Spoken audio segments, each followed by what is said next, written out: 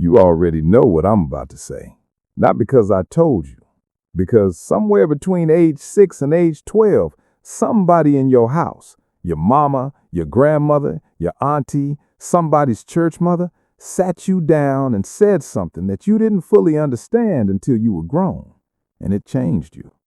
The way you walk into a room, the way you talk at work versus how you talk at home, the way you can read a situation in 3 seconds flat and know whether you're safe or whether you need to adjust, the way you don't really cry in front of people, the way you handle everything.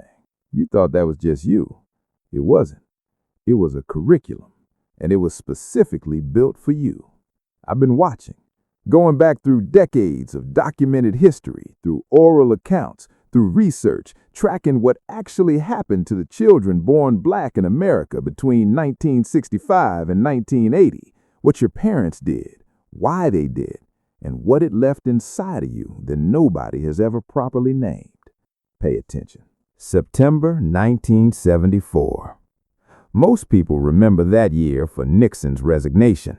What black Gen X children remember, the ones old enough to have lived it, is the buses. Court-ordered desegregation busing was in full effect across America.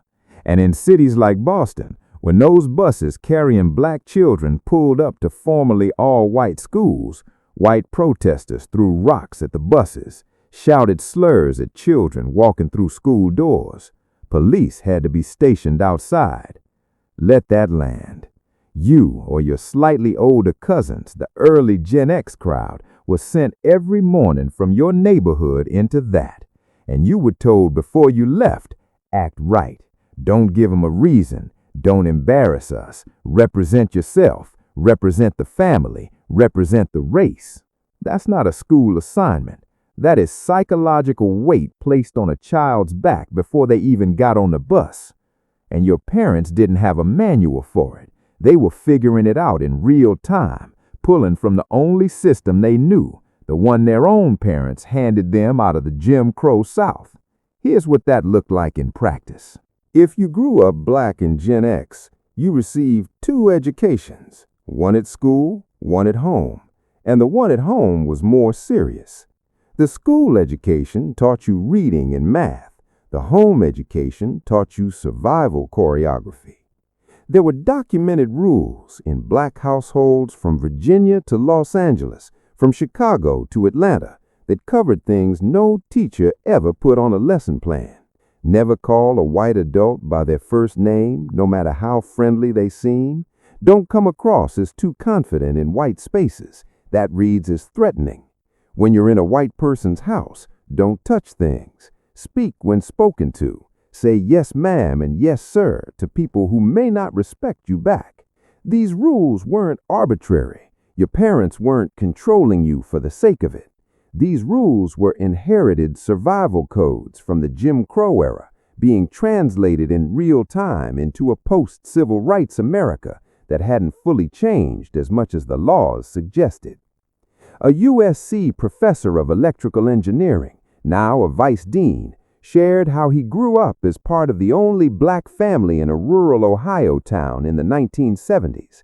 His neighbors had explicitly racist signs on their lawns, used slurs in everyday conversation. His parents gave him the talk. They told him to always be polite toward white adults, to never address them by their first name, and not to come across so confidently that it could be perceived as uppity. The talk, he said, was about being cautious, but not so cautious you become a coward. You probably had a version of that conversation in your specific house with your specific parent, using your specific family's words for it.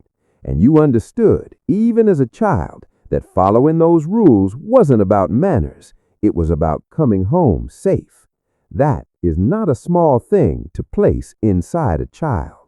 The scholar and civil rights thinker W.E.B. Du Bois wrote about this in 1903. He called it double consciousness. He described it as the sensation of always looking at yourself through the eyes of others, measuring your own soul against a world that looks back at you with something between contempt and pity, living with what he called a two-ness, two souls, two thoughts, two unreconciled strivings inside one body. Du Bois wrote that in 1903, and Black Gen X children were living it in integrated classrooms in 1975. Because here's what integration actually meant on the ground. It didn't just mean sitting next to white students. It meant performing a version of yourself that you didn't have to perform at home. It meant your home self and your school self were two different operating systems, running simultaneously, and switching between them had to be seamless, or there would be consequences. At home, you were Deshaun, Keisha, Marcus, a full human being in a community that knew your whole family, that had your back, that didn't require explanation. At school, you were an ambassador, possibly the only black child in your class, under a microscope, carrying the invisible assignment of not giving them a reason, not confirming what they expected, being twice as good because you understood, without anyone fully explaining it, that ordinary wasn't enough. That is a form of cognitive labor, performed every day, starting in elementary school. And when you got home, nobody asked you how it felt, because asking how it felt was not part of the vocabulary. The code switch was so automatic that you might not have had a name for it until you were an adult, but you felt it every single day, that moment when you exhaled. Now here's the part that separates Black Gen X from the broader Gen X experience. When people talk about Gen X, they always go back to the same thing: the unsupervised kids, the freedom, nobody watching, come home when the street lights come on. And that's true for a lot of Gen X. That story is real. But it's only half the story of Black Gen X. Because Black Gen X children were physically unsupervised and socially surveilled at the same time. There was something in Black communities of that era called the village. And it wasn't a metaphor. It was a live, active surveillance and accountability network made up of neighbors, church members, extended family, the woman at the corner store, the deacon down the block, the grandmother 2 doors over who had been in that neighborhood since before your parents were born. If Miss Johnson saw you doing something you shouldn't be doing, she didn't call your parents. She stopped you herself, and then she called your parents. Every adult in the community had implicit authority over every child in the community, not as strangers, as village members with a stake in how you turned out. One account from a man who grew up with a single mother in that era. Extended family, neighbors, teachers, and my mother's co-workers all contributed to my upbringing in significant ways. They disciplined me without a second thought because they wanted to make sure I grew up with the skills to become a productive member of the community. That's not the latchkey experience. That's something older, something before the nuclear family was the default, something African in its roots, translated through generations of American survival into the specific form it took in a Black neighborhood in 1972. The effect of growing up inside that village wasn't just protection. It was the formation of a specific kind of character. You understood that your behavior was never private, that what you did reflected on your family, that the community was watching, and the community had standards, and the community would hold you to them whether you liked it or not. Some people carry that as a burden, a hypervigilance that never fully powers down. Some people carry it as a foundation, a deep sense of accountability to something larger than themselves. Most Black Gen X adults carry both at the same time. Now let's talk about what none of this prepared you for. Your parents gave you a curriculum for surviving in a world that might see you as a threat. They gave you tools for navigating white spaces with grace and precision. They handed you the village's collective standards for conduct and character. They taught you, through the way they lived, that strength meant not showing weakness, that you kept your business in the house, that you handled things. What they didn't give you, and this isn't criticism, this is the documented reality of what was available to them, was a language for what any of it cost you.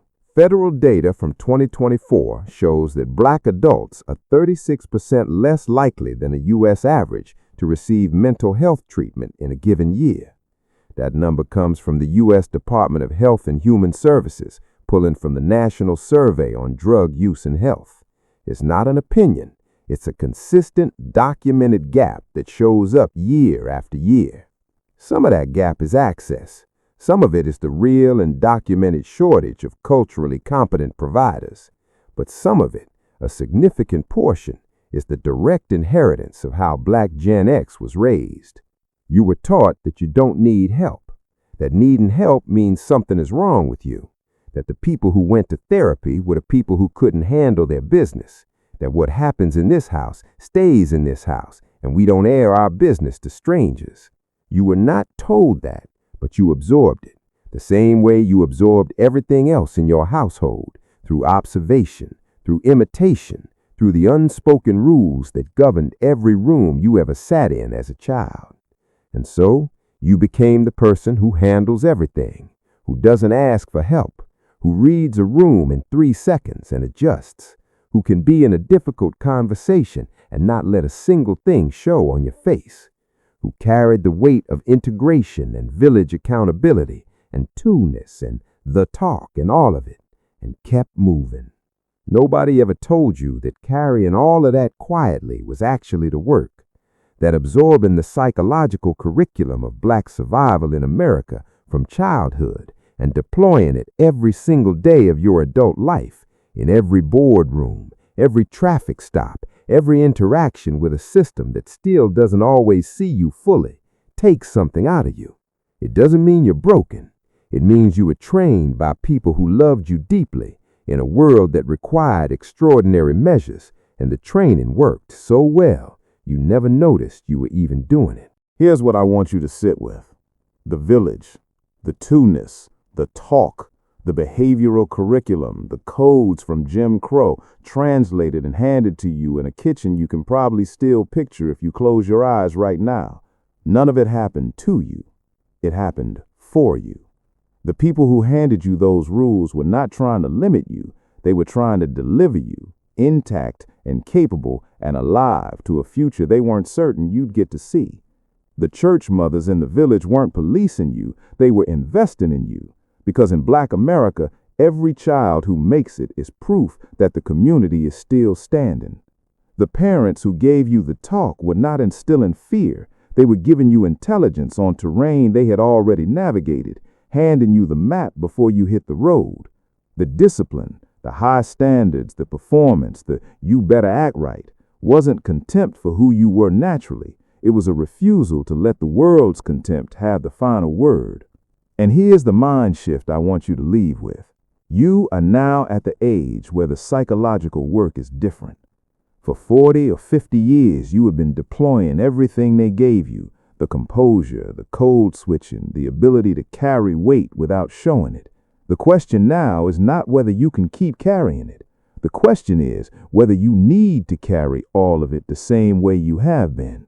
Some of those inherited rules made sense in 1975. Some of them kept your parents alive in 1955. And some of them, the ones that say you can't need help, that you can't slow down, that you can't let anyone see the cost to carrying all of this, some of those were survival strategies that you might be allowed to put down now. Not forget, not erase, put down. You don't lose the village by acknowledging what it cost you to grow up inside it. You don't dishonor the people who loved you by finally asking for the thing they never knew how to give you: permission to be fully seen. You were raised by people running a very specific play, and you have run it beautifully for decades. Now, you get to write your own. That's not disloyalty. That's the point. Thanks for watching. Subscribe if you want to, and I'm going to see you in the next one. Peace.